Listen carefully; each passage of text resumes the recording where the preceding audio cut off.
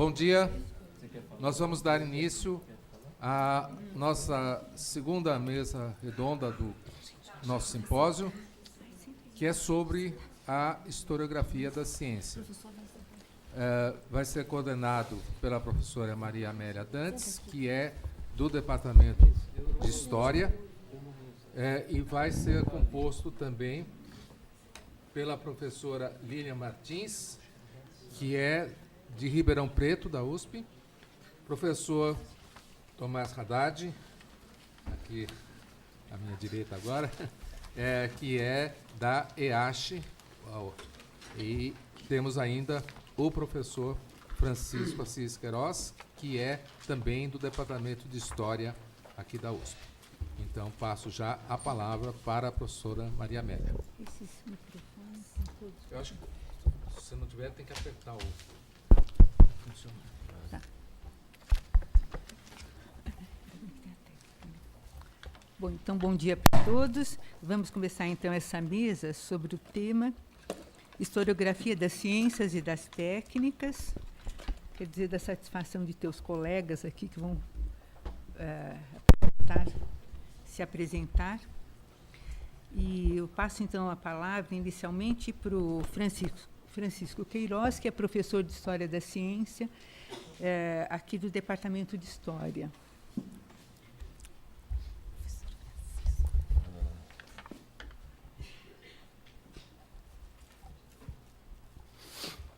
Bom dia a todos.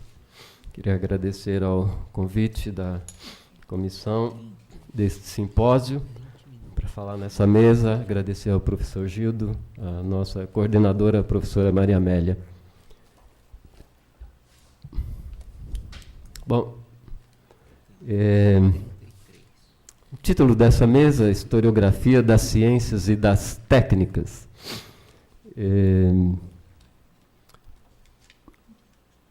Quando o Papa, quando o argentino foi eleito Papa, em anos recentes, ele disse que os cardeais tinham escolhido um Papa do fim do mundo, né?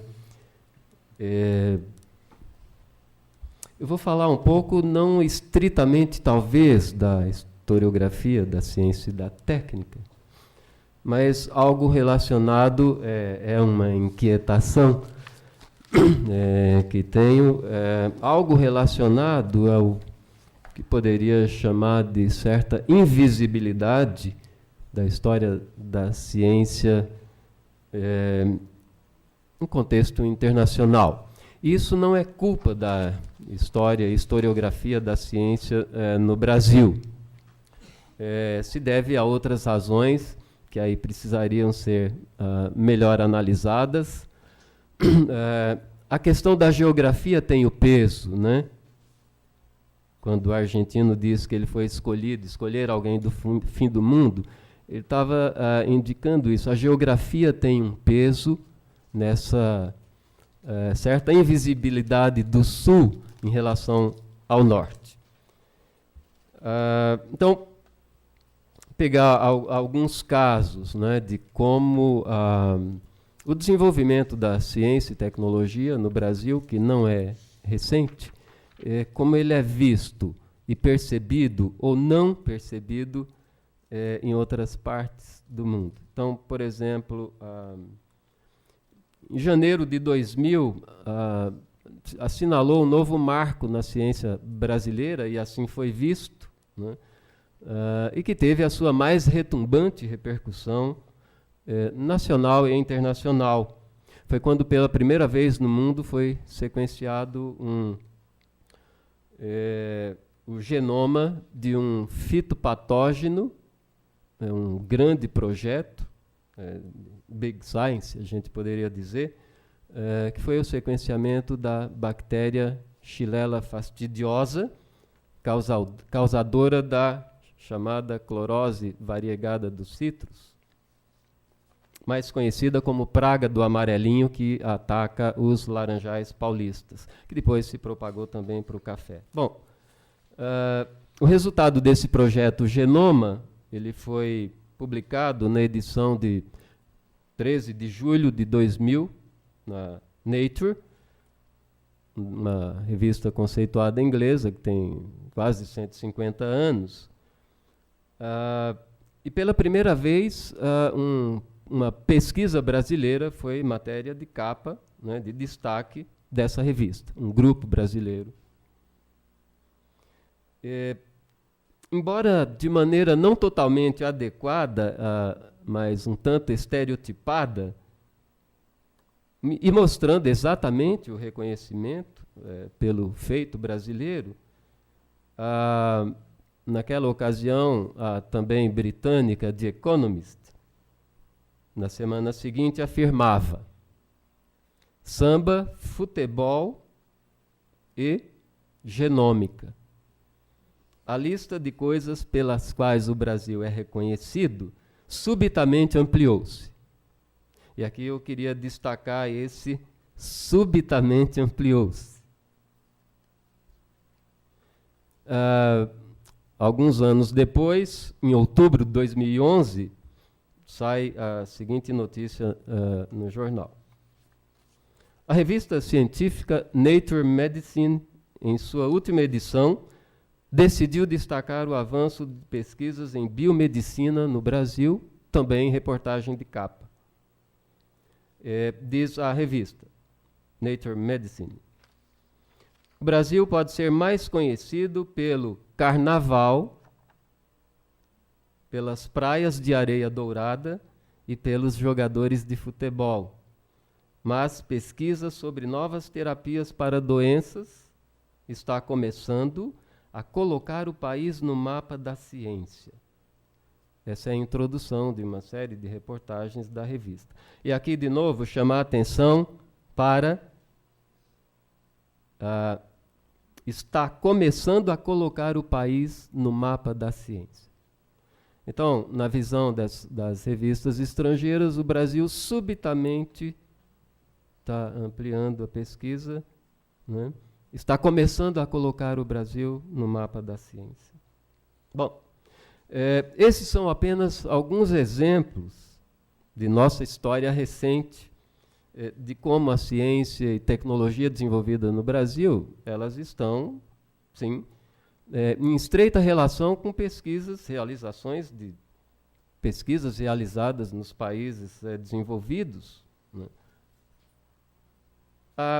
E a pergunta é: por que essa percepção da ausência do Brasil no mapa da ciência? Então, a cada pesquisa tem uma surpresa, né? O Brasil é como se não estivesse no mapa da ciência. Por que a permanência ainda hoje de um estereótipo de longa duração, o de samba e futebol, pelo qual o Brasil é reconhecido? Mesmo entre nós, qual é o conhecimento que pessoas razoavelmente escolarizadas têm, por exemplo, das contribuições do país para a ciência e tecnologia nacional e internacional? O problema daquelas frases é menos o que revelam e mais o que ocultam, ou seja, o fato de que o Brasil possui ciência competitiva, que não é de agora, né? Para as revistas The Economist, Nature Medicine e outras, né, essas que eu fiz referência, é como se só a partir do século XXI passou a existir atividade científica no Brasil, reforçando o desconhecimento, além de certo preconceito, da significativa produção científica e tecnológica que o país vem acumulando ao longo, sobretudo, dos últimos 2 séculos. Mas há contribuições importantes, né, inclusive anteriores ao século XIX. Não vou aqui mencionar ou entrar em detalhes. Então, tenho a impressão de que, não sem motivo, talvez mesmo a maioria dos estudantes de história se surpreende quando se fala em história da ciência. Por quê? Porque ela ainda é ausente na maioria dos currículos. dos departamentos do Brasil e não aparece nos manuais de história em geral. Não obstante, a famosa coleção de 3 volumes, essa é uma coleção que tem algumas décadas, né, organizada pelo Legoff e Pierre Nora, em 1974, consta lá um capítulo, quer dizer, essa coleção que trata, então, dos novos objetos, novas abordagens, novos problemas na historiografia, coleção de 74, constar um capítulo sobre a área, né, da autoria, aliás, de Michel Serres, que, aliás, é muito específico, né, e pouco esclarecedor da área em geral. Quem não conhece, acho que esse capítulo não ajuda muito, né, a mostrar o quão abrangente a área e etc. nas suas múltiplas abordagens. Enfim, no mesmo ano foi publicada, em que foi publicada essa coleção do Legoff e Nora, em 74, foi publicado um volume da coleção da revista de História, sob a direção do professor Eurípides de Paula, intitulado História da Ciência, Perspectiva Científica. Trata-se aí de conferências de vários especialistas num curso de extensão realizado aqui no Departamento de História, sob a responsabilidade e organização dos professores Eurípides Simões de Paula e Shoso Motoyama, então diretor do Núcleo de História da Ciência, depois Centro Interunidades de História da Ciência, hoje sob a direção do professor Gildo. Ou seja, não se pode esquecer que existe hoje, é verdade, um razoável número de pessoas formadas na área e grupos importantes, né, trabalhando em universidades de São Paulo, Rio de Janeiro, Minas, Bahia, Paraná, Rio de Janeiro, etc., e outras instituições de pesquisas, como o Museu de Astronomia, Rio de Janeiro, entre outros diversos museus, Fiocruz, Instituto Butantan, IPEM, IPT, etc., etc. Então, do ponto de vista de sua concepção e desenvolvimento, o que aconteceu com a história social, política e etc., aconteceu igualmente com a história da ciência, ou seja, aquela visão tradicional, né, de que uma história vista do ponto de vista de um processo linear, ascendente, cumulativo, como uma crônica e narração de grandes feitos, dos grandes heróis, das grandes descobertas realizadas pelos grandes nomes. Talvez esta seja ainda uma visão dominante no senso comum, inclusive acadêmico. Quer dizer, passou a existir uma nova história política, uma nova história econômica, cultural e etc., mas a história da ciência parece ser vista ainda por alguma parte da comunidade de historiadores e estudantes como a velha história positivista, né?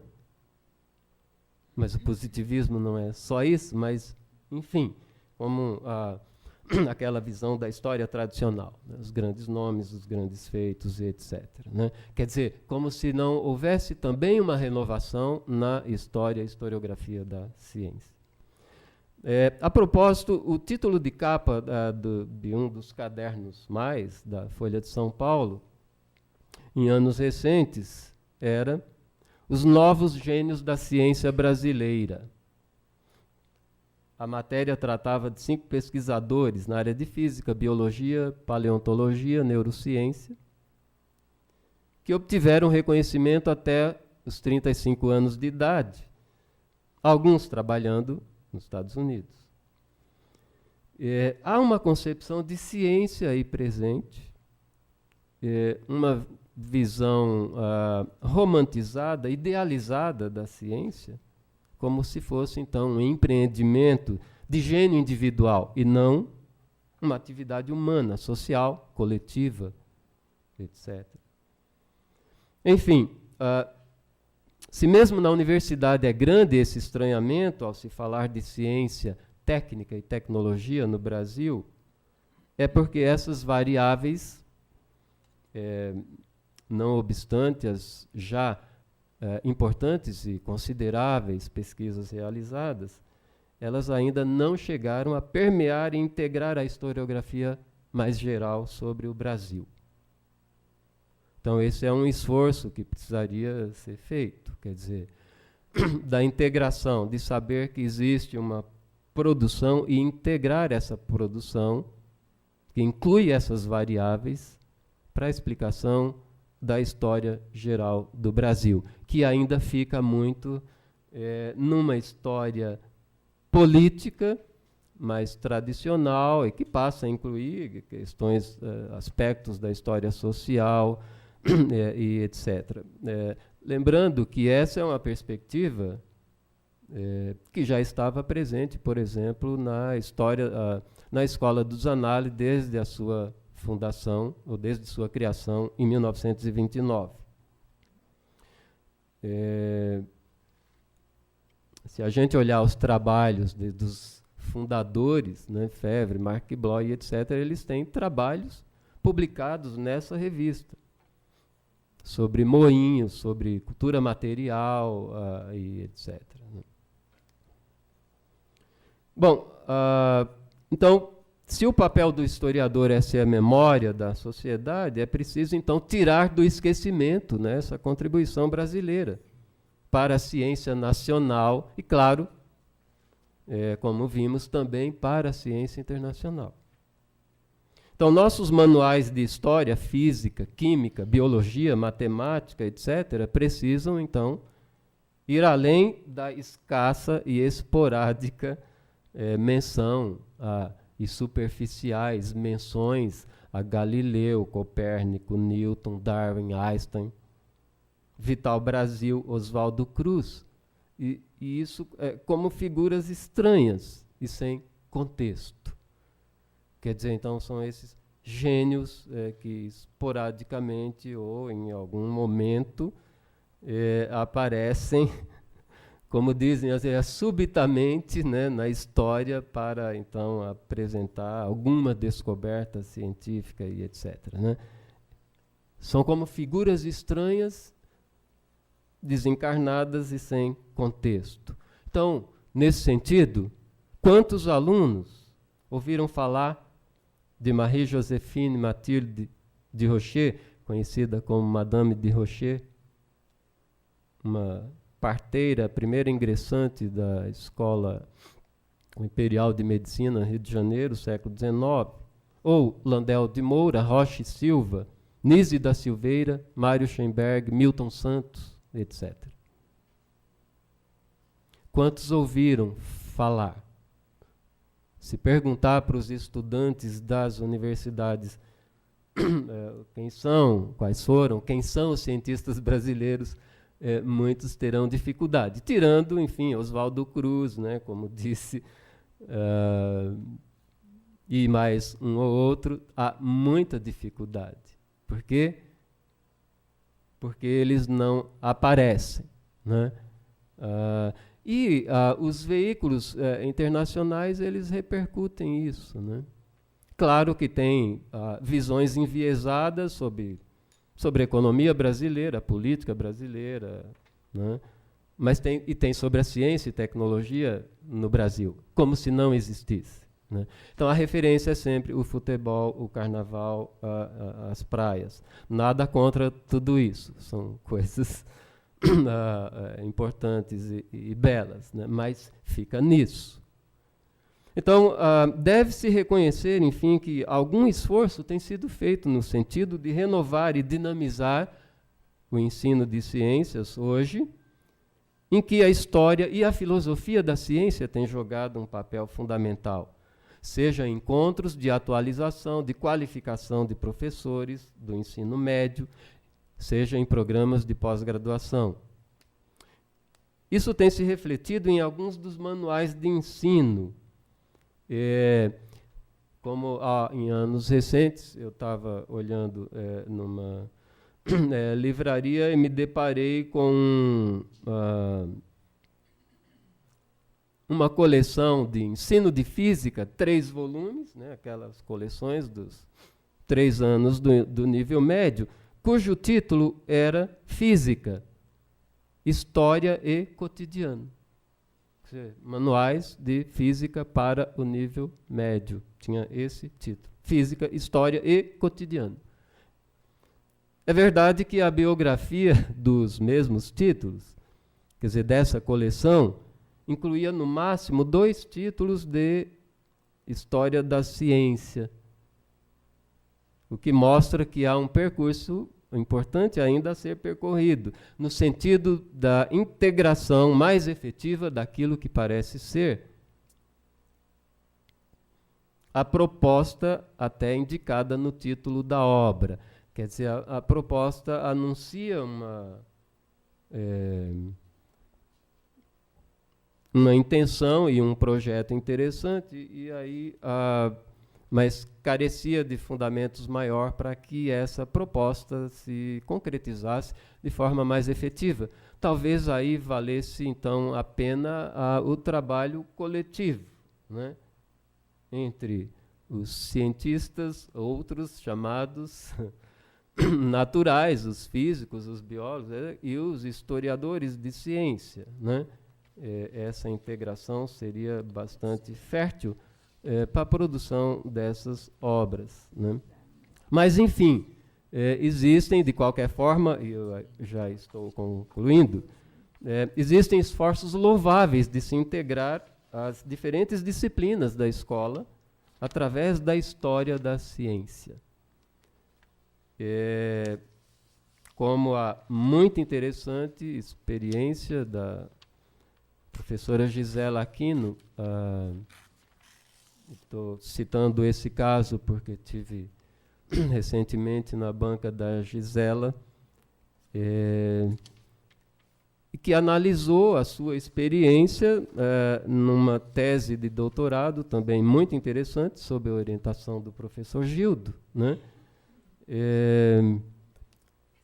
Onde ela realiza vários esforços na sua escola para fazer essa integração entre o ensino de ciências, física, matemática, química, biologia e etc., articulado com a história da ciência e tecnologia, né? É um trabalho muito interessante, os resultados são animadores, a despeito de algumas resistências, e isso se deve também à tradicional formação muito segmentada que vem da escola básica e que se prolonga até a universidade. Tem um ex-reitor da Unesp, ele dizia que não havia universidade no Brasil, a universidade ela é uma grande abstração. O que a gente tem mais são cursos superiores isolados, ocupando o mesmo espaço geográfico.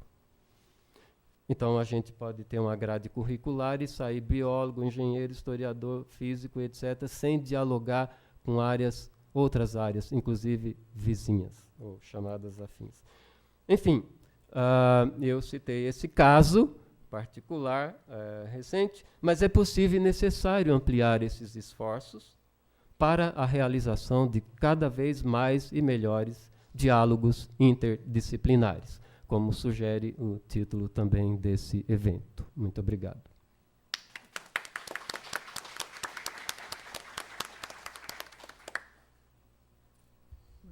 Então, passo a palavra para a professora Lilian Martins, da Faculdade de Filosofia, Letras e Ciências Humanas de Ribeirão Preto, da USP.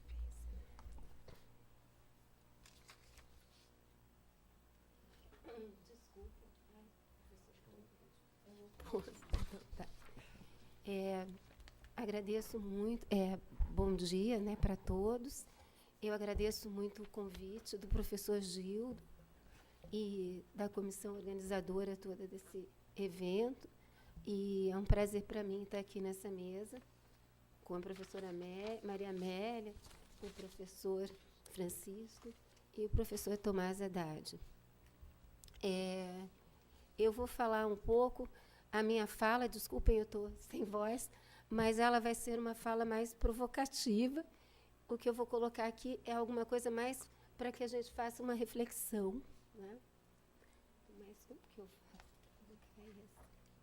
Tá. Ele aparece. Nas considerações finais. Agora aparece? Tá. Então, eu vou falar, provavelmente vários de vocês têm conhecimento desse material. Então, eu peço desculpas se estou sendo redundante aqui, mas talvez alguns não tenham, que é essa obra, que é The History Manifesto, né? Que foi escrita por 2 professores de história, na verdade, que trabalham com história mesmo, nos Estados Unidos, e sobre as implicações desse manifesto, que é mais uma colocação de uma situação de crise, não só das humanidades, mas também da própria história. Então, eu gostaria de apresentar aqui para vocês as ideias e de como que isso resvalou na história da ciência. Então, os autores são esses 2, a Joe Gould, não sei como se pronuncia exatamente, e o David Armitage. E eles escreveram, então, essa obra foi publicada pela primeira vez em 2014, mas teve uma repercussão muito grande, teve outras edições e traduções para vários idiomas e críticas, apoios, tanto críticas como apoios de vários lados. Embora ela essa obra não seja voltada diretamente para a história da ciência e da técnica, da tecnologia, ela trata de aspectos que dizem respeito a essas áreas de estudo. Então, de acordo com esses 2 autores, que eles estão falando de uma situação geral, mas principalmente nos Estados Unidos, a história, como disciplina, ela estava perdendo a habilidade de conduzir. E, no ver deles, a história deveria e pode ser nosso guia para a vida. Eles seguem esse lema. Então, eles propõem reformas, né, para recuperar a audiência dos historiadores diante do público, como se os historiadores estivessem perdendo espaço na mídia. E o que seriam as causas dessa crise, de acordo com esses autores, né? Primeiro, seriam a falta de planos a longo prazo, de projetos a longo prazo, tanto da iniciativa pública como da iniciativa privada, voltados para essas questões, né? Principalmente para a história e para as humanidades. E também uma certa diminuição da capacidade das universidades e das humanidades em geral de fazer uma análise crítica de questões e traduções de longo prazo, né? Mas uma terceira causa que eles não colocam explicitamente, mas que está implícita, eles colocam que, desde a década de 60, os historiadores se dedicaram a fazer microestudos, a fazer a microhistória, que era uma história muito assim, específica, que interessava a poucas pessoas, mesmo os colegas, muitas vezes, alguns não entendiam, porque eram muito específicas, em substituição ao que eles chamam de longue durée, que seria uma história mais longa. Depois, há umas críticas vão dizer que não significa exatamente isso, né? Mas, enfim. E que também, nas universidades modernas, né, com toda a questão do neoliberalismo, algumas disciplinas se tornaram estrelas, por assim dizer, né, como a física, a economia e a neurociência, e as neurociências, né? E isso deixou um pouco obscurecido o papel da história. E aí, esses 2 autores eles vão dizer que o que se precisa é de história, como disciplina e assunto, para nos ajudar a entender de onde viemos e para onde queremos ir. E eles vão enfatizar as várias qualidades e potencialidades dos historiadores. Então, que os historiadores são muito bons para contextualizar, para questionar as perspectivas que estão disponíveis, para ligar eventos menores a narrativas maiores de continuidade e descontinuidade, para entender que os efeitos têm muitas causas que merecem, então, ser estudadas.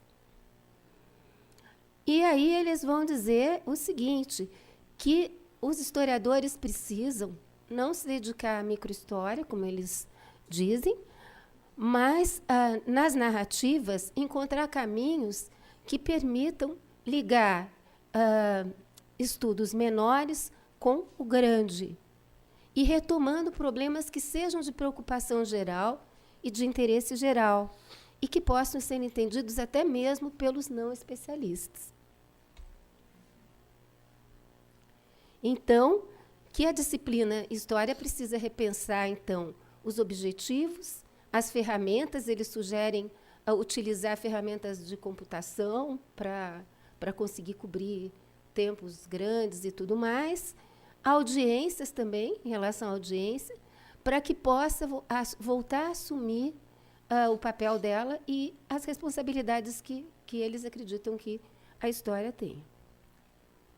Então, eles desejam que seja acessado o que foi perdido e o que foi ganho com a profissionalização da história. Discutem sobre isso, o que se ganhou com isso, o que se perdeu, né?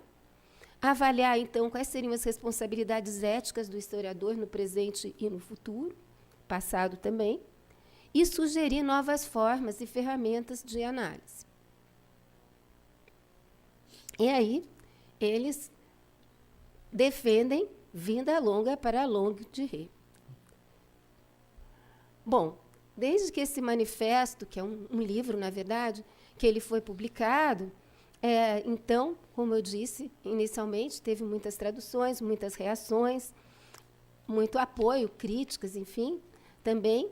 E uma, talvez, das críticas mais severas tenha sido a crítica feita por esses dois autores aqui, que são Cohen e Mandler. Então, o que eles vão colocar? Eles colocam que esse livro foi um livro escrito em pânico, que eles apresentam a própria história de um modo equivocado e que, na verdade, a análise que eles fizeram, utilizando essas ferramentas computacionais, esses outros autores fizeram também e chegaram a conclusões opostas às deles. E que esses autores, né, os autores do manifesto, confundem história longa com história significativa, o que nem sempre caminha junto, né? E reduzem o papel do historiador a um mero analista político. E defendem ainda que os historiadores, nesses 50 anos que eles mencionaram, desde a década de 60, né, que eles têm atuado com sucesso nos diversos fóruns, né, por exemplo, nos museus, nas salas de aula, na mídia, e que, quando se desconsidera as conquistas que aconteceram em todo esse tempo, os autores estão correndo o risco de, justamente, contribuir para aquilo que eles querem salvar, ou seja, para contribuir para o declínio, né, das humanidades, ao contrário do que eles estão querendo fazer. Aí tem várias posições, né? Então, todos esses aqui são historiadores, né? O Keller, que escreveu um livro bem interessante, Lords of the Flies, sobre a dinâmica dos cientistas que trabalham com drosófila, a Paula Findlay, que escreveu Possessing Nature, eu não sei pronunciar o Chapin, que escreveu, acho que o Leviatã, né? Esse Kessler, e que eles defendem que a solução para esse problema da história não está na escala temporal, mas manter o foco em temas que interessem a vários pesquisadores e trabalhar em cima disso. E outros, como Lynn Hunt, por exemplo, colocam que, desde o século passado, os historiadores da ciência eles vêm comentando sobre vários desses problemas, que isso não é uma coisa nova. o que os autores do manifesto vão responder daí? Porque aí a gente tem um volume da revista AICES, publicada com vários artigos discutindo isso, né? Então, os autores, eles vão do manifesto, eles vão dizer que o livro não foi dirigido para os historiadores da ciência e da tecnologia, mas que, apesar disso, o fato desses historiadores terem se manifestado de forma assim tão veemente, porque vários se manifestaram, foi uma coisa bem... Se vocês tiverem a oportunidade, quem não leu, de ler algumas dessas manifestações, vocês vão ver que isso mostra o quanto esse livro está tratando de preocupações que são comuns a eles também, né? Então, eles dizem que, no entanto, é muito gratificante que praticantes de um outro campo, ao qual o manifesto não foi dirigido, o tenham considerado tão seriamente.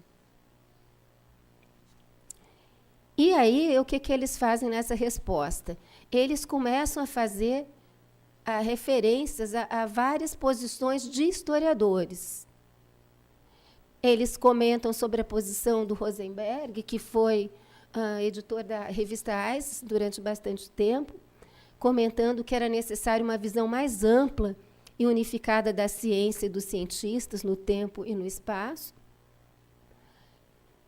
E, por exemplo, colocando posições do Secord, que é um historiador da ciência também, de 95, sem o engajamento em problemas maiores, nossas pequenas pinturas ficarão inevitavelmente empobrecidas. Ou todos esses outros, esse Kaiser, a Paula Findlay, o Chapin, eles comentam sobre como a Petite Histoire ela foi substituindo essa história a história de Longue Durée. Aí, outros historiadores, como a Jane Mayenschein, que é uma historiadora da biologia, vão dizer que o que não funciona são esses estudos pequenos que não sejam conectados, seja com o grande, seja com outros.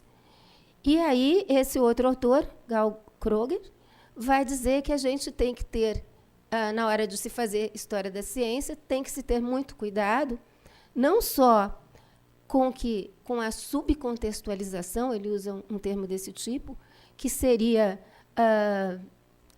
simplesmente deixar de lado o contexto, né, que seria uma historiografia Whig, que seria o que se fazia bem antigamente, em termos históricos, não tão longe, na história da ciência, que se deixava de lado essa parte, ou se contextualizar em excesso, o que obscureceria até o tipo de estudo que a pessoa estava fazendo, né? E daí seria o que ele chamaria de microhistória. Mas aí é interessante que ele coloca o seguinte, que o que os estudantes de história precisam, em geral, e os estudantes de história em geral e os estudantes de história da ciência, especificamente, é conhecer, então, a historiografia. E aí a gente pode pensar, eles fazem várias críticas, dão várias sugestões, como fazer. Então, esse autor aqui, Gal Kroger, ele começa a criticar abordagens historiográficas, como, por exemplo, a abordagem que Lovejoy utilizou naquela obra The Great Chain of Being, em que ele usa uma coisa condutor, um condutor para vários períodos históricos, e aí critica um monte de tipos de coisas, mas e cada um lá coloca as suas posições, mas por que será que uma obra que foi voltada nem foi para a história da ciência, da técnica, vamos dizer, porque os autores mesmo admitem isso, provocou tanta discussão, e foi muito mesmo, né? Então, eu penso o seguinte, que não foi só porque ela coloca em xeque o papel da universidade, das humanidades, na história e da história também, dentro das humanidades, né? a natureza e o status da expertise acadêmica, vamos dizer também, né? Estão discutindo o que vai ser o historiador, se ele vai ser um analista político ou se, né? E daí criticam, algumas pessoas criticam essa posição também dos autores que parecem reduzir o historiador a um analista político. O impacto que essas novas tecnologias podem trazer, né? Mas, principalmente, está se discutindo o que se discutiu e que se vem discutindo há muito tempo, que é a questão da própria historiografia, das abordagens historiográficas, né? Que a gente sabe que existem modismos em tudo, e na história da ciência e da técnica, ou mesmo na história, elas não fogem disso. Então, se critica o que vem, se fala, mas, principalmente, se toca nesse ponto aqui, que interessa a todos, né? Que seria a questão da historiografia. Então, aqui eu coloquei alguns desses artigos, eles são vários, né? E é interessante a gente, se vocês tiverem, quem não teve acesso, a oportunidade de ler, né? São muitos, não, tem mais além desses. Esse Gal Kroger aqui, e vários. E aí, muito obrigada, era isso que eu tinha que dizer para vocês, mas para colocar como um tema para discussão e para reflexão. Obrigada. Obrigada.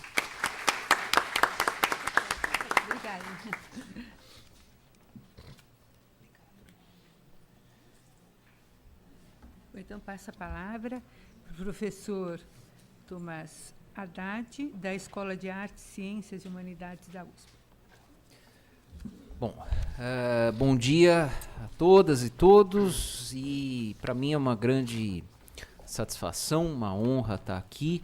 Quero começar agradecendo o professor Gildo Magalhães dos Santos, diretor do Centro Interunidade de História da Ciência, a comissão organizadora na pessoa do professor Ivan Gurgel, e cumprimentar aqui meus colegas dessa mesa e todo mundo que está aqui. Bom, eu preparei aqui uma breve apresentação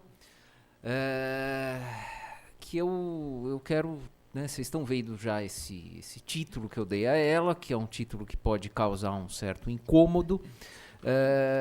Eu, né, já devo fazer algumas precisões ou esclarecimentos aqui. O meu objetivo não é de maneira nenhuma criar algum tipo de polêmica gratuita, mas é tentar ter uma conversa franca, uma conversa honesta sobre algo que, na minha opinião, precisa ser conversado. Como eu vou dizer em breve, aqui ao longo dessa minha apresentação, eu ouço com uma certa frequência proclamações de que isso daqui não é mais uma questão, que isso está resolvido, que isso só nos anos 50 que interessava. Isso, na minha opinião, não é verdade. Nada pode estar mais longe da verdade. Isso é uma maneira de, né, criar, digamos, uma zona de conforto por parte de quem declara que essa é uma questão resolvida ou mesmo uma não questão. Eu também devo dizer logo de início, de partida, que eu não pretendo dar uma resposta normativa para isso daqui, né? Eu quero só fazer observações sobre o que me parece que tem caracterizado o campo da história da ciência ou das ciências nos tempos recentes e, evidentemente, aqui no nosso contexto brasileiro, mas também comparando com alguns outros contextos. Eu mesmo, além de não ter nenhum interesse em dar uma resposta, né, definitiva a algo desse tipo, porque eu acho que não é esse o caminho que devemos seguir, eu correria um sério risco, porque sob diversos pontos de vista consideravelmente difundidos, eu mesmo sou uma pessoa que não teria o direito de, né, escrever a história das ciências, tendo em vista o tipo de trajetória que eu tive, o tipo de formação principal que eu tive e coisas assim. No entanto, felizmente eu tenho conseguido fazer isso, tenho, né, encontrado colegas com uma grande generosidade aqui nesse nosso campo, com quem eu aprendi muita coisa e que, né, nós temos digamos, um reconhecimento mútuo de que fazemos algo que pertence à mesma área.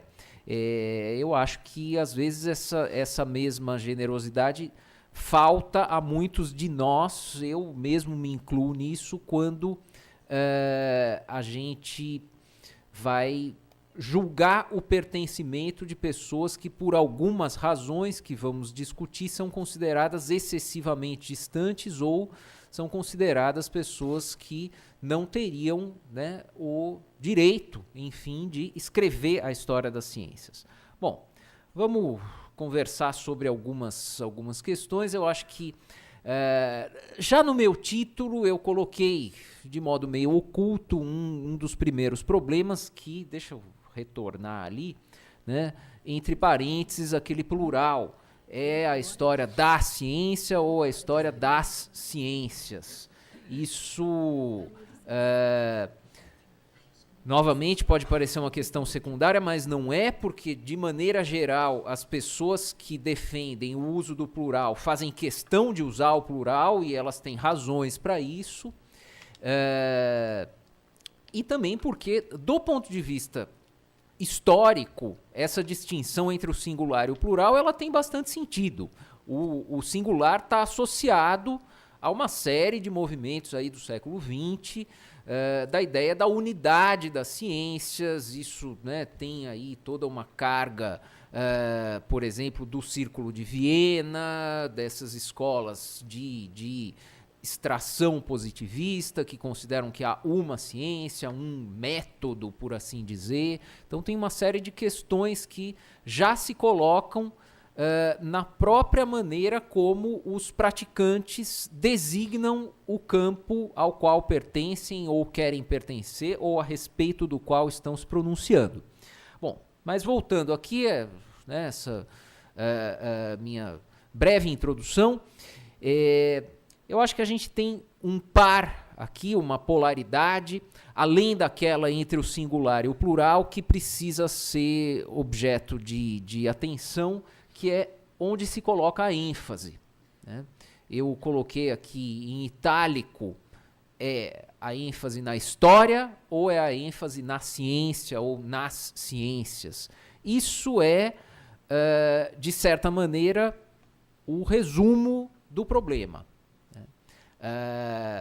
Acusações mútuas são feitas entre grupos que dizem que a ênfase está excessivamente na história ou excessivamente na ciência.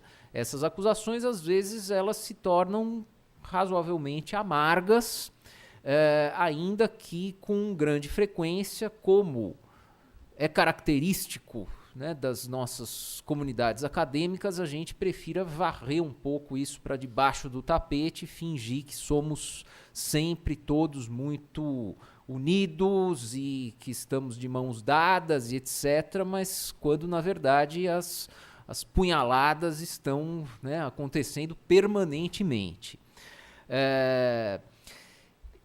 Eu acho que talvez a questão que resuma esse problema do singular, do plural, da ênfase na história ou a ênfase na ciência, é aquela velha questão que comodamente, às vezes, é dita resolvida, mas daí vamos perguntar, ela está resolvida, qual é a solução? E daí não se ouve nada, que é, afinal de contas, a história da ciência é uma história do quê?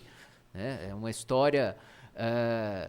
Existem aí proclamações, a história da ciência é uma história das relações entre o ser humano e a natureza, nos seus objetivos de controlá-la para isso ou para aquilo. Tem um monte de termo mal definido, horrível aí, natureza, né, as suas relações e etc. A história da ciência é uma história do conhecimento, como ultimamente tem se tornado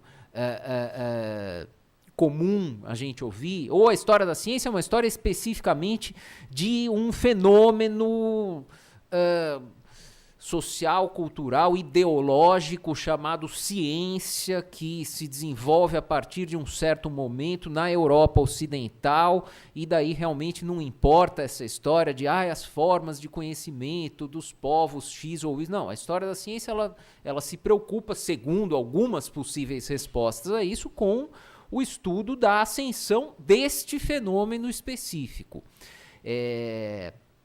Essa é uma questão que eu diria que nos une a alguns e nos divide a muitos, né? Tentar entender de que a história da ciência fala. Um outro desdobramento, né, desse conjunto de problemas que eu estou colocando aqui de forma introdutória é uma antiga questão que, né, diz respeito ao balanço que deve haver nas investigações de história da ciência entre o dito conteúdo técnico e o contexto. Essa palavra o contexto também, esse termo o contexto, ele é quase um fetiche. O contexto, falta contexto, precisa pôr contexto. Isso nunca fica muito evidente do que se trata. O contexto é contar, né, a história do que estava acontecendo na época em que um determinado cientista fez os seus trabalhos. Né, o contexto é aquela estrutura que a gente vê, infelizmente, em algumas obras, algumas dissertações, teses, um capítulo inicial falando o contexto, e depois o contexto vai para o lixo e eu vou falar do tal do conteúdo técnico. Ao mesmo tempo, daria para inverter essa crítica que eu fiz agora e dizer assim, né, me colocar na posição das pessoas que estão interessadas exclusivamente nesse tal conteúdo técnico e pensar que para elas tem gente que fala demais de contexto, e é contexto, contexto, contexto, mas quando é que chega na obra, quando é que chega nas contas, nas equações, na descrição dos experimentos, dos equipamentos, das formas de coleta de dados e qualquer coisa desse tipo. Lembrando, inclusive, que, né, o tal conteúdo técnico não é apenas conteúdo teórico das ciências. Para já adiantar uma coisa que eu vou falar, que para algumas pessoas é considerado superado, mas evidentemente não é um problema superado, a tal história a tal questão de fazer uma história de cunho internalista não significa uma história matemática da ciência. Ela pode ser uma história de práticas experimentais, mas que tem relações problemáticas com o tal do contexto, essa coisa tão mal definida, tão complicada. Para fazer uma pequena analogia de algo que eu acho que pode nos ajudar a ter uma ideia melhor do que eu estou querendo dizer aqui, vamos pensar um pouco na história da arte, que é um campo em que algumas dessas questões que eu estou lançando me parece que estão mais bem resolvidas por razões que em breve eu já vou falar. Digamos, escrever uma história do público que frequentou a Ópera de Viena entre 1818 e 1848. Isso pode ser considerado como história da música, história da arte. De maneira geral, isso é considerado, ainda que algumas pessoas vão dizer, não, isso é história urbana, isso é história... né, história cultural do Império Austro-Húngaro no período da restauração, antes da Revolução de 48, qualquer coisa desse tipo. Mas, em geral, os historiadores da arte estão muito satisfeitos com histórias a respeito do público, como essa, histórias a respeito daquilo que, entre a comunidade de historiadores da ciência, ainda causam, né, tensões muito grandes. Mas falta conteúdo, falta a ciência, você está falando só do público, você está falando só do que está fora. A gente, às vezes, talvez esqueça de pensar justamente nessa questão do fora e dentro, como que ela é produzida e a que ela serve. Isso poderia ser mais interessante se nós conseguíssemos dar esse passo.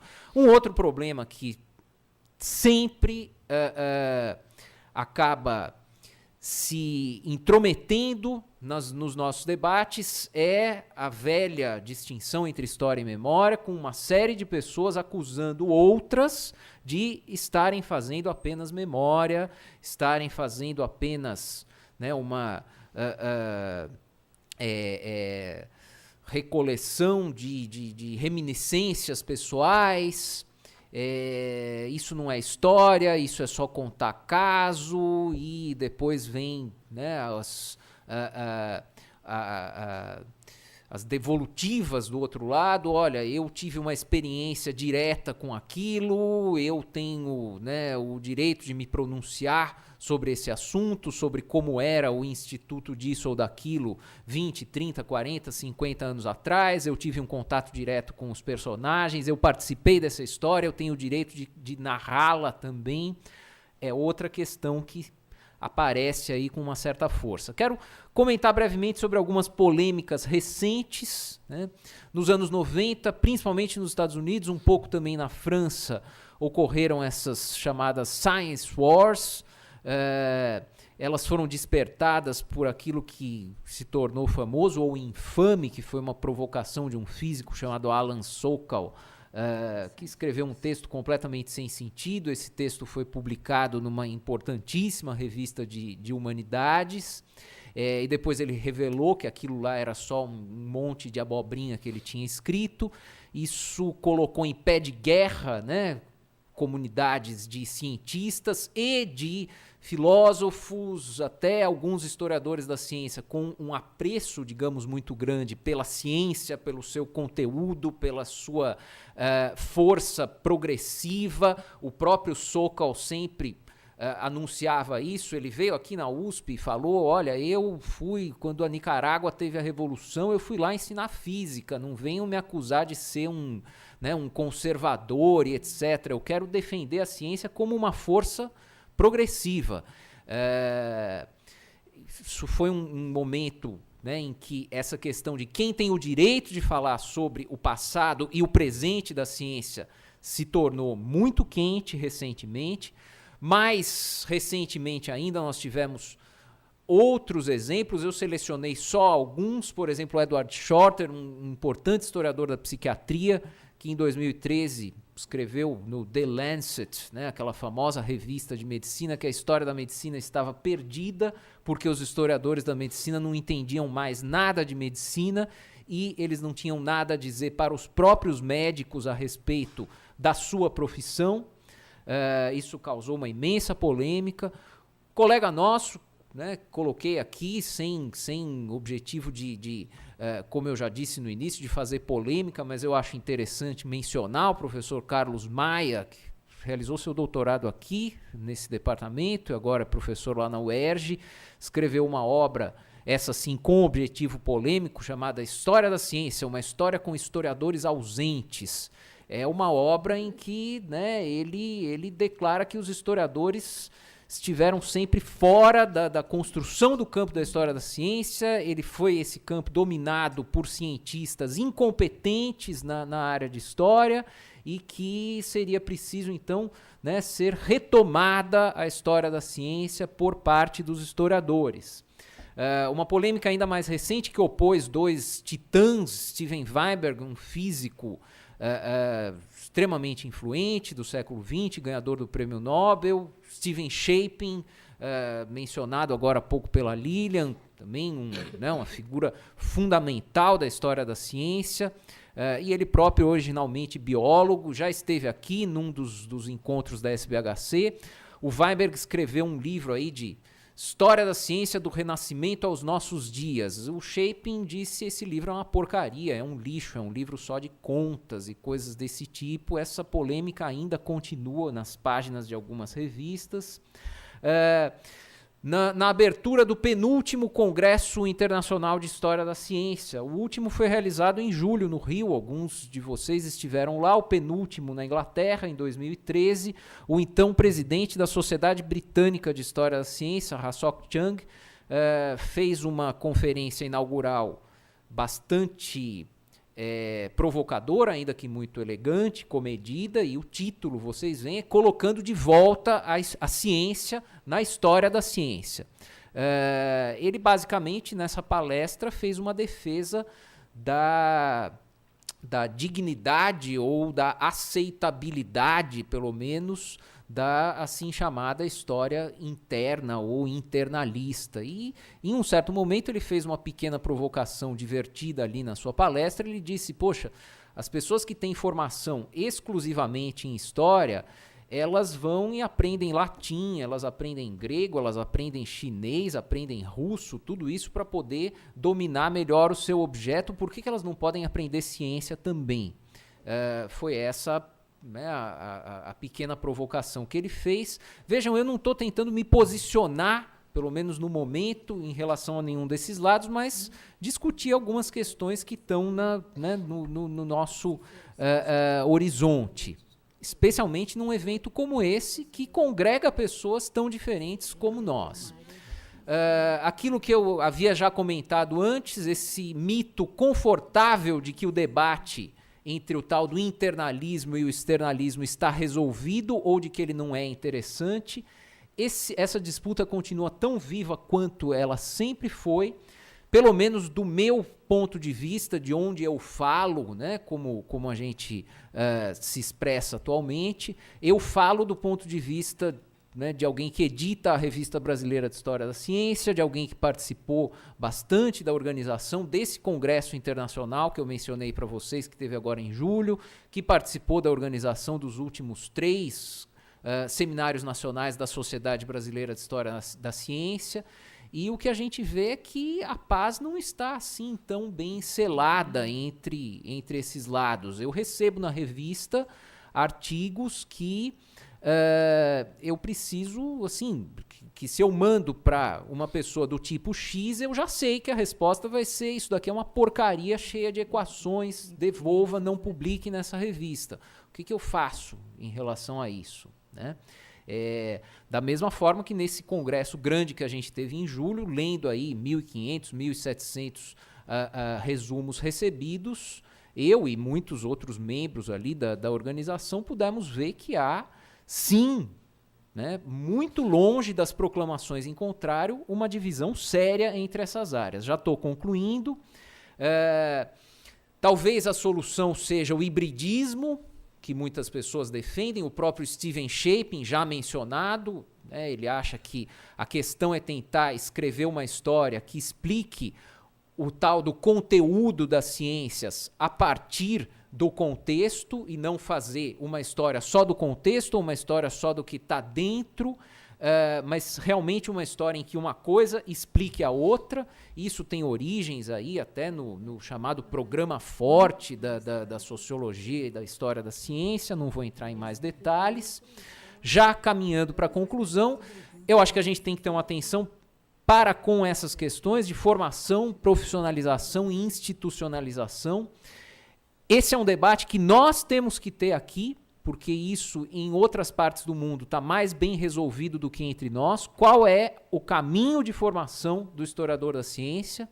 É pela história, é pelas ciências, é um caminho específico, como ocorre, por exemplo, no Canadá, nos Estados Unidos, na Inglaterra, que desde a graduação pode-se estudar história da ciência. Isso está começando a acontecer com a história da arte aqui no Brasil. Né, aqui perto, na Universidade Federal de São Paulo, Unifesp, há um curso de graduação já em História da Arte, há em alguns outros lugares, ou é o tal do caminho interdisciplinar. Temos que pensar, né, qual que é a via de formação. Há esse problema, essa questão dos movimentos associativos e do controle da profissão. Para muitos de vocês, não é novidade que a questão de 3 anos, mais ou menos, a Associação Nacional de História, a qual eu sou filiado, tem muitas outras pessoas aqui que são, apesar de eu não ter um título de historiador, ela fez um movimento muito intenso no sentido de regulamentar a profissão de historiador, em geral, historiador do que quer que seja, inclusive da ciência. Isso gerou muito amargas polêmicas e né, rompimentos aí de relações. a Sociedade Brasileira de História da Ciência se colocou numa posição de tentar fazer uma intermediação, de dizer, não, o historiador da ciência precisa ter alguma formação específica, mas essa formação, alguma formação não específica, alguma formação em história, mas ela não precisa ser na faculdade de história, mas ela, né, pode estar aí nesse campo interdisciplinar que a gente tem muitas vezes visto ser defendido. Eu acho que a questão definitiva é para quem se faz história da ciência. É para os professores de ciências, é para os historiadores em geral, é para os cientistas, é para o público em geral. Vem aí as coisas que a Lilian falou do History Manifesto, a história serve para quê? É isso que a Gould e o Armitage estão perguntando, né? E eu fecharia aqui a minha contribuição perguntando para vocês, né, para nós, quais são as nossas respostas a esses dilemas. A gente vai encontrar algum caminho para fazer história da ciência junto, a gente vai se dividir, a variedade é boa, a união é boa, a exclusão, a inclusão, a profissionalização, a regulamentação. O Francisco falou da quase inexistência de cadeiras de História da Ciência nos cursos de História, então talvez seja esse o caminho, mas também será que não precisa de cadeiras de História da Ciência nos cursos de Ciências diferentes da forma como elas aparecem hoje? É isso que eu acho que a gente, né, tem que discutir numa situação única como essa, né, e pela qual eu felicito novamente o CHC, a comissão organizadora, de termos a oportunidade de, com franqueza, com, né, lealdade, discutir isso. Muito obrigado.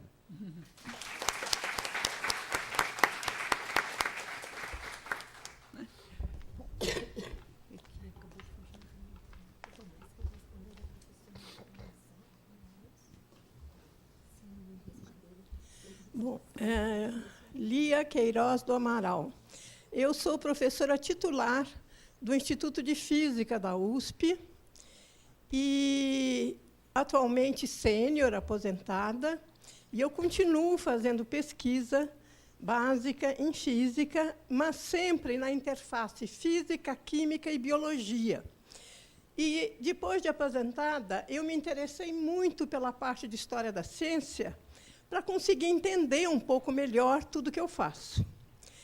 E a coisa que eu realmente gostaria de trazer aqui é que não existe uma ciência única. Essa é uma visão totalmente distorcida. Existe uma divisão imensa entre ciências exatas, ciências da vida e as humanidades. Não existe uma ciência. E eu faço parte, inicialmente, das exatas. Eu entrei nas exatas, mas, logo depois, de uma década nas puramente exatas, eu passei para um novo campo na interface física-química, quando eu comecei um projeto novo, 40 anos atrás. Não é trivial. Eu posso dizer com convicção, a união de ciências exatas, física e química, historicamente, ela ocorreu na virada do século XIX para o século XX. Mas, na pesquisa, ela ocorreu apenas há 10 anos atrás. Porque os físicos eram físicos e os químicos eram químicos, e só conseguiu haver intercâmbio na última década, por um motivo muito simples, que foi a entrada da biologia para valer. Então, somente a partir do momento em que, na segunda metade do século XX, a física entra na biologia, ou vice-versa, que você começa a perceber que bioquímica é fundamental, e só agora, no século XXI, você tem uma união que você pode começar a falar em ciências naturais. Não existia isso. Então, mesmo hoje em dia, a biologia ainda está muito afastada das ciências exatas. A união é só no nível molecular, porque aí a física e a bioquímica avançaram o suficiente para poder compreender o que é a biologia. Mas a biologia continua afastada, porque nós não conseguimos sequer definir vida. Então, qualquer postura que tenta unificar a ciência como única é, por definição, positivista e ultrapassada. Então, esse é um ponto realmente fundamental, que não dá para não levar em conta. Tá bom. Então, eu posso passar aqui para alguém que queira comentar. Haddad, você quer? Não, posso fazer brevíssimos comentários. Primeiro, em relação ao que a professora Nancy mencionou.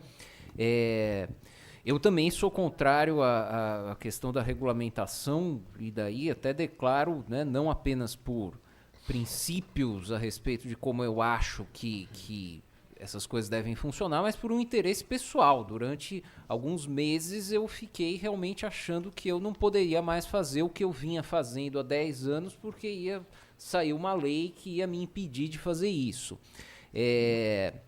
Eu mencionei, né, 3, 4 anos atrás, não porque essa história não seja mais antiga, mas porque foi o momento em que aquilo finalmente foi levado à votação no plenário das casas legislativas, e eu, um pouco por sorte, um pouco por azar, fui designado pela minha admirada colega e amiga professora Márcia Barros da Silva, então presidente da Sociedade de História da Ciência, como o negociador da sociedade nesse infernal e espinhoso processo, né? Fiquei indo para Brasília e não sei o quê. Em relação ao que a professora Lia falou, é o que eu tentei colocar no meu título, né?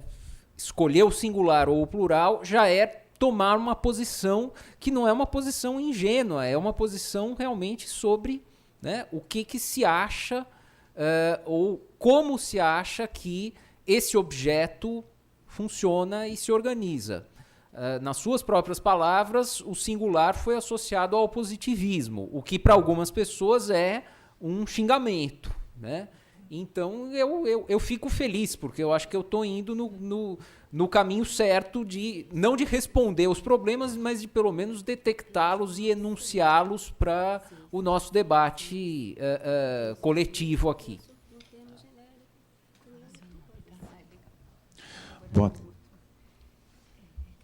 Boa tarde, eu sou Luiz Venturi, sou professor aqui do Departamento de Geografia e gostaria de tentar fazer um link entre um aspecto dito pelo professor Tomás e pela professora Lia. O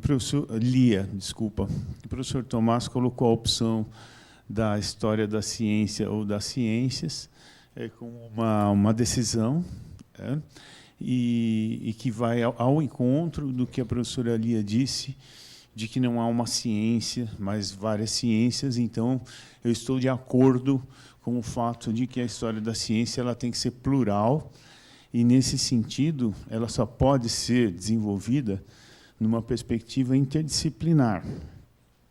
Tá certo? É justamente por essa pluralidade, né? Então, nesse sentido, eu acredito que ela deve ser, de alguma forma, institucionalizada em programas interdisciplinares que não dependam de atitudes individuais. Porque aqui ontem nós tivemos uma mesa e tivemos vários relatos de pessoas que, por iniciativa própria, trabalhavam de forma interdisciplinar. Bom, mas e se essas pessoas não estiverem mais aqui depois? Acabam. Então, a interdisciplinaridade voltada para o estudo da história da ciência no plural, ela, no meu ponto de vista, ela deve se desenvolver na forma de programas concebidos interdisciplinarmente e que não dependam de um professor ou de uma atitude de um ou outro indivíduo para que ela possa se desenvolver. Eu vou dar um exemplo do qual eu participo. eu participo de um centro de pesquisa que se chama RCGA, Research Center for Gas Innovation, que é da FAPESP, Poli, Shell e aqui a geografia também, né? Ele é estruturado interdisciplinarmente já desde o início. Não há como se desenvolver os projetos, são mais de 28 projetos, não há como se desenvolver os projetos se a gente não interagir com engenheiros, com advogados, com físicos, e nós, como geógrafos, mapeando todos os aspectos. Então, ele na sua essência, ele é estruturado interdisciplinarmente. Então, é nesse sentido que eu acho que a história da ciência ela precisa de programas concebidos dessa forma, no plural, para que não dependam apenas de atitudes individuais, que ora funcionam mais, ora funcionam menos, mas uma hora estão ali, uma hora não estão ali, né? Eu não sei se eu devo dirigir esse comentário, mas eu me inspirei, digamos assim, na fala do professor Tomás e, em seguida, da professora Lia.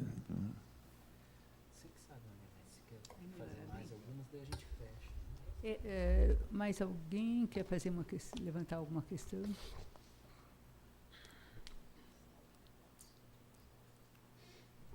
Acho que não, né? Então, vocês querem fechar? Vou fazer um comentário, então, né, tendo em vista que o professor mencionou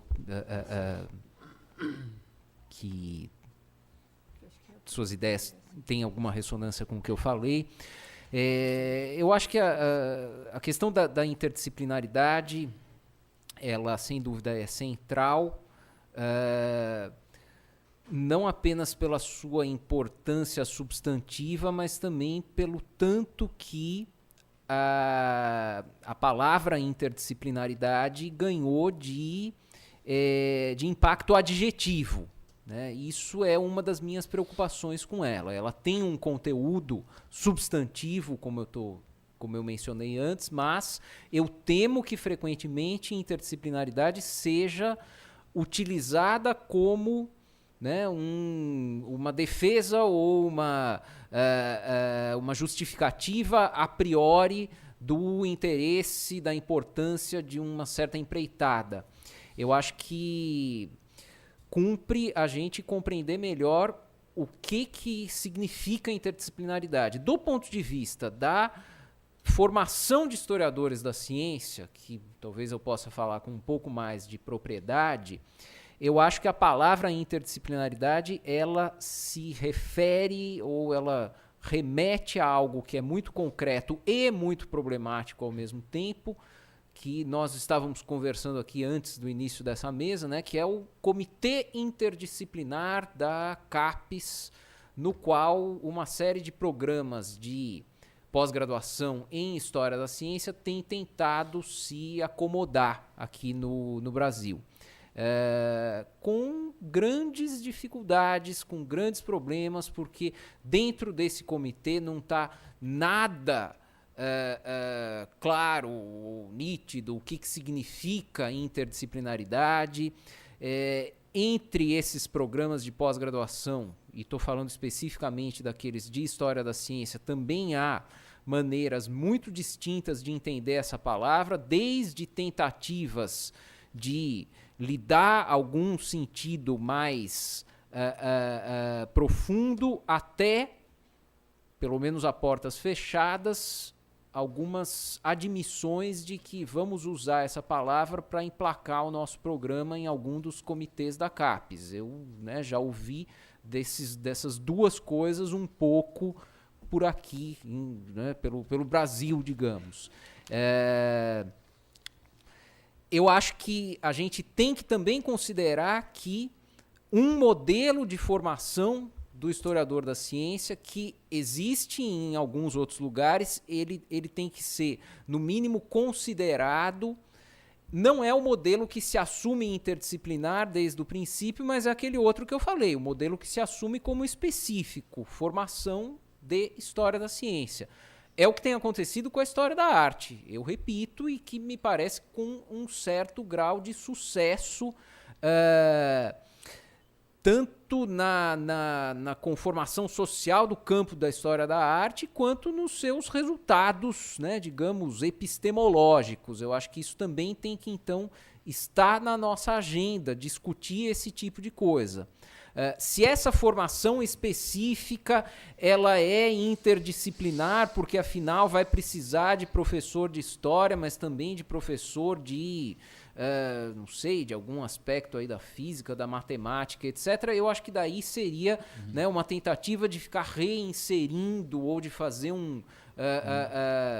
né, uma coisa, uma iteração assim que não sei o quanto que é frutífera. Para mim, o grande debate talvez seja esse, em termos de formação. Se o caminho deve ser específico ou o caminho é interdisciplinar, pensando daí, dando algum conteúdo à interdisciplinaridade. Eu não sei, por exemplo, no CHC, como que anda essa discussão, né? Talvez em outro momento o Gildo possa comentar. Eu lembro que havia projetos antigamente de se criar um instituto de História da Ciência na USP ou um programa de pós-graduação em História da Ciência, interunidades e coisas desse tipo. Só complementando muito rapidamente, há várias formas de se institucionalizar a interdisciplinaridade, né? Eu citei o RCGA, mas a gente não deve esquecer que nós temos aqui o Centro Interunidades de História da Ciência, né? Que não deixa com que as pessoas fiquem soltas e que de vez em quando apareça um Vital Brasil ou dali a uns anos apareça um Oswaldo Cruz, né? Que é aquela coisa descontextualizada que o senhor mencionou. Ela deve acontecer no âmbito coletivo, seja um centro interunidades, seja um research center, como um CEPID da FAPESP, alguma coisa. Senão, nós vamos ficar à mercê, esperando que algum dia apareça um gênio aí que resolva as coisas. Eu só queria fazer um comentário em relação à questão de história da ciência ou história das ciências.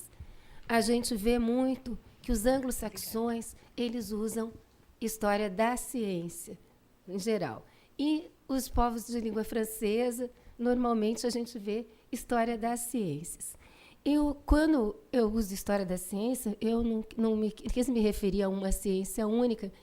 Eu sempre imaginei que essa ciência, nela caberiam todas. Mas, depois que vocês colocaram essa questão aqui do positivismo e de tudo mais, eu fiquei pensando o seguinte, porque sempre a física que foi considerada a boa ciência, né? E se isso realmente não tem, talvez, alguma conotação assim. Mas, nesse sentido, a gente vê os dois tipos em centros importantes no mundo todo, né? Mas, quando eu falei história da ciência, não quis dizer, de modo nenhum, nesse segundo sentido. Era só isso que eu queria colocar. Obrigada. Mais uma questão. Bem, eu sou o professor Gildo, que foi mencionado. Só um esclarecimento e talvez até tentar aqui fazer um fechamento. Há uma semana atrás, eu estava aqui no Departamento de História precisando defender uma posição, porque se trata aqui agora de uma reforma curricular. E nós propusemos, e foi aceito pelo departamento, que História da Ciência se tornasse uma disciplina obrigatória para o curso de História.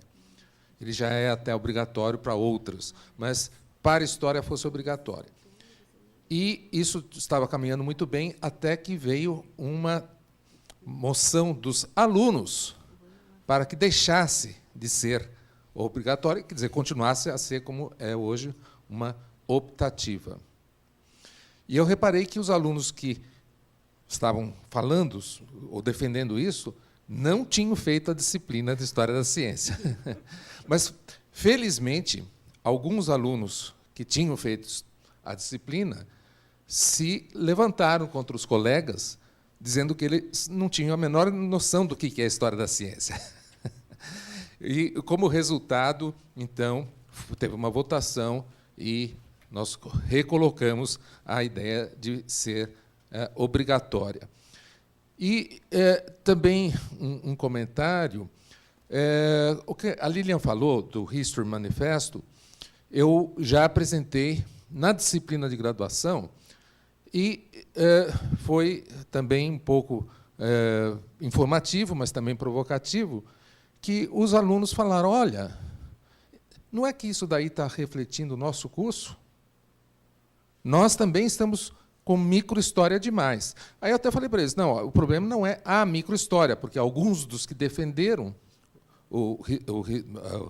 a posição do History Manifesto em si falaram, não, o problema é esse que a Lilian falou, é tornar algum assunto que seja de interesse para a maior parte das pessoas. Isso não depende, porque tem microhistórias que são excelentes, muito bem feitas, e tem histórias de longa duração que são uma droga.